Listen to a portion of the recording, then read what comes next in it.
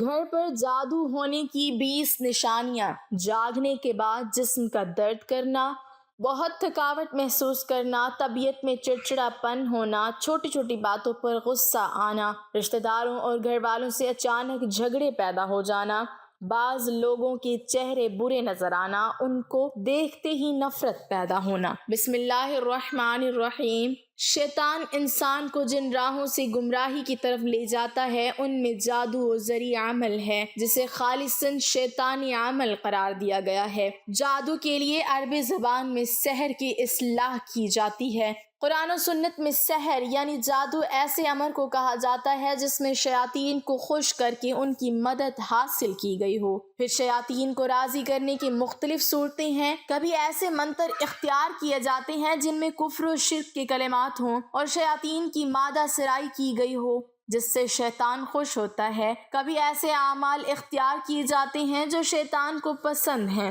مثلا کسی کو ناحق قتل کر کے اس کا خون استعمال کرنا یا ناپاکی اور نجاست کی حالت میں رہنا وغیرہ۔ امام فخر الدین رازی رحمۃ اللہ علیہ لکھتے ہیں، شریعت میں سحر یعنی جادو ہر اس کام کے ساتھ ہے جس کا سبب مخفی ہو، اسے اس کی اصل حقیقت سے ہٹ کر پیش کیا جائے اور دھوکہ دہی اس میں نمایاں ہو۔ غرض سحر جادوگر اور شیطان کے درمیان ہونے والے ایک معاہدے کا نام ہے جس کی بنا پر جادوگر کچھ حرام اور شرکیہ امور کا ارتکاب کرتا ہے اور شیطان اس کے بدلے جادوگر کی مدد کرتا ہے اور اس کے مطالبات پورے کرتا ہے۔ رسول اللہ صلی اللہ علیہ وسلم پر یہودیوں کا سحر کرنا اور اس کی وجہ سے آپ صلی اللہ علیہ وسلم پر بعض آثار کا ظاہر ہونا اور بذریعہ وحی اس جادو کا پتہ لگنا اور اس کا ازالہ کرنا حدیث صحیحہ سے ثابت ہے۔ صحیح بخاری میں ایک حدیث ہے جو دوسری حدیث کی کتابوں میں بھی درج ہے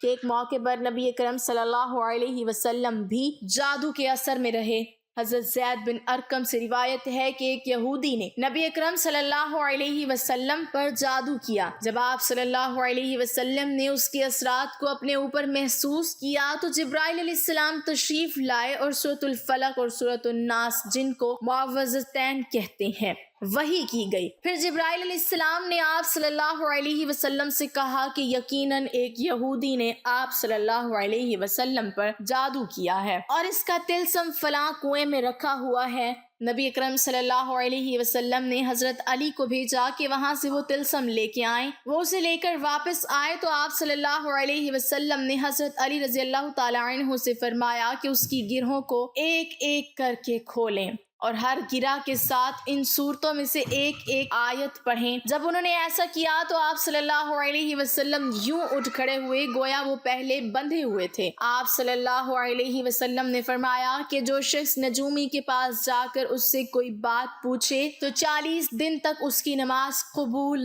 نہ ہوگی۔ اسلام میں جادو سیکھنا اور جادو کرنا دونوں کو کفر قرار دیا گیا ہے، اس لیے جو کوئی بھی جادو کرتا ہو اس کے لیے شریعت میں بہت سخت سزا رکھی گئی ہے۔ اگر کوئی جادو پر عمل کرتا ہوا پکڑا جائے اور وہ توبہ نہ کرے اور جادو کرنا نہ چھوڑے تو اس کی سزا موت ہے۔ اس قانون کی بنیاد اللہ کے رسول صلی اللہ علیہ وسلم کی یہ حدیث ہے جس کے راوی حضرت جندب ابن کعب رضی اللہ عنہ ہے کہ نبی اکرم صلی اللہ علیہ وسلم نے فرمایا، جادوگر کے لیے مقرر کردہ سزا یہ ہے کہ اسے تلوار سے قتل کر دیا جائے۔ اس قانون پر خلفائے راشدین نے سختی سے عمل کیا۔ انسان جادو کی وجہ سے بڑے بڑے خطرات سے دوچار ہو سکتا ہے، اس لیے کسی بھی دن معوذتین اور مسنون دعاؤں سے سستی اور کاہلی نہ برتی جائے، حتیٰ کہ بعض اوقات انسان کو جادو کے ذریعے قتل تک کر دیا جاتا ہے۔ کالا جادو کرنے والے ایسے بھی ہوتے ہیں جو جیتے جاگتے انسان کو موت کی نیند سلا دیتے ہیں۔ یہ بات یقینی ہے کہ موت کا ایک وقت مقرر ہے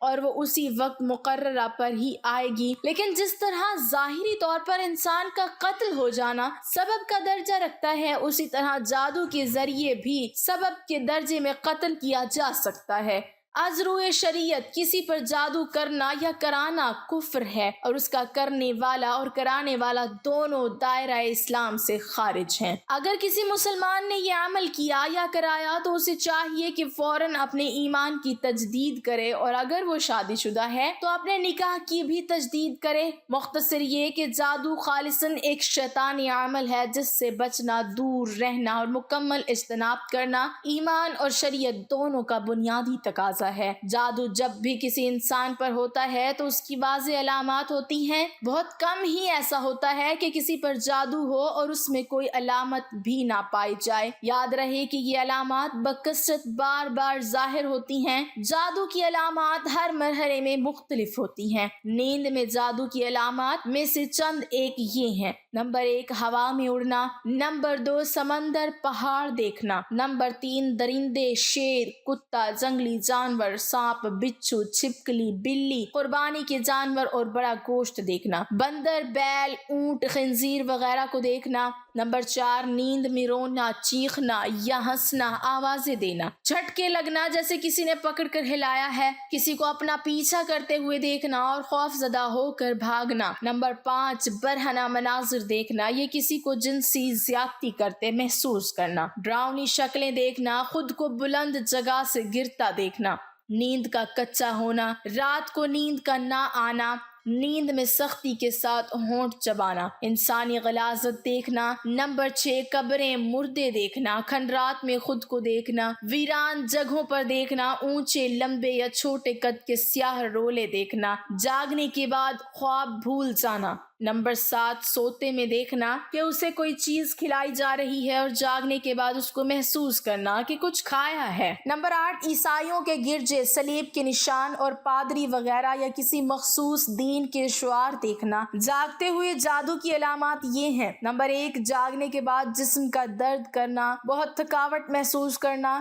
نمبر 2 طبیعت میں چڑچڑاپن اور تنہائی پسند ہو جانا، نمبر 3 چھوٹی چھوٹی باتوں پر شدید غصہ آنا اور اگر غلطی اپنی بھی ہو تب بھی اقرار نہ کرنا، نمبر 4 رشتہ داروں، گھر والوں اور دوست احباب سے بلا وجہ اچانک بڑے بڑے جھگڑے پیدا ہو جانا، بہت زیادہ شکوک پیدا ہو جانا، ازدواجی معاملات بگڑ جانا، نمبر 5 ہر وقت یہ محسوس ہونا کہ کوئی دیکھ رہا ہے، کوئی میرے ساتھ ہے، انجانا سا خوف کہ گھر سے نکلا تو مر جاؤں گا، موت کے وسوسے آنا کہ آج مر جاؤں گا، نمبر 4 بہت زیادہ بے چینی، شدید غصہ اور اٹھ کر بھاگ جانے کو دل کرنا، نمبر 5 دم کے درمیان شدید نیند آنا، نمبر 6 عموماً پیٹ اور چہرے کا پھولا ہوا محسوس ہونا، نمبر 7 بازو، ٹانگ وغیرہ کا سختی سے اکڑنا، کندھے اور سر میں شدید بوجھ محسوس کرنا، نمبر 8 معدے میں درد محسوس کرنا جیسے کوئی چیز گیند کی شکل میں گھوم رہی ہے، نمبر 9 غیر ارادی طور پر تیزی سے حرکات کرنا، جسم کا گرم ہونا، نمبر 10 دم کے بعد یوں لگنا کہ کسی نے سارے جسم کو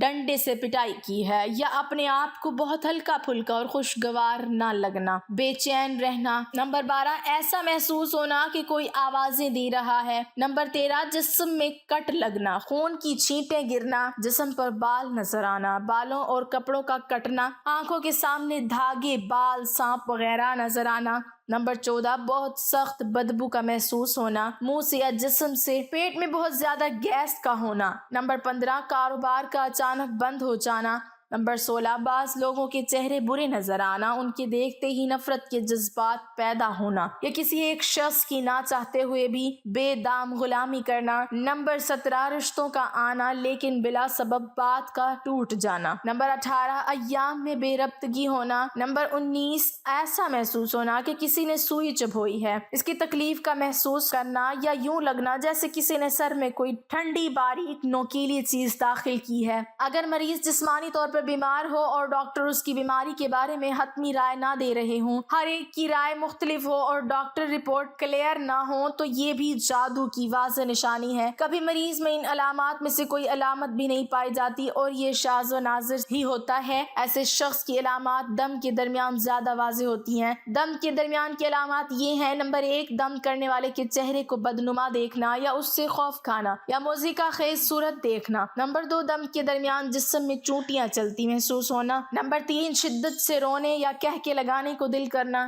نمبر 4 بہت زیادہ بے چینی، شدید غصہ اور اٹھ کر بھاگ جانے کو دل کرنا۔ نمبر 5 دم کے درمیان شدید نیند کا آنا۔ اگر آپ میں ان میں سے کوئی بھی علامت پائی جائے تو آپ ہر وقت ظاہری اور باطنی طہارت کا خیال رکھیں، قرآن مجید کی تلاوت، مسنون اذکار اور دعاؤں کا اہتمام کریں، خصوصاً آیت الکرسی، سورۃ الفلق اور سورۃ الناس شام کم از کم 3 مرتبہ پڑھنے کا معمول بنائیں۔ دن بھر کثرت سے پڑھیں تو یہ مزید بہتر ہوگا۔ نیز مدرجہ ذیل دعا صبح و شام 3 مرتبہ پڑھیں۔ اعوذ بوجہ اللہ العظیم الذی لیس شیء اعظم منہ وبکلمات اللہ التامات اللتی لا یجاوزہن بر ولا فاجر وباسماء اللہ الحسنی کلها ما علمت منہا وما لم اعلم من شر ما خلق وذراء وبراء۔ اللہ تعالی ہم سب کی ہر قسم کے شر اور جادو سے حفاظت فرمائے، آمین ثم آمین۔ ناظرین کمنٹ باکس میں اللہ تعالی کی 99 ناموں میں سے ایک نام ضرور ٹائپ کریں۔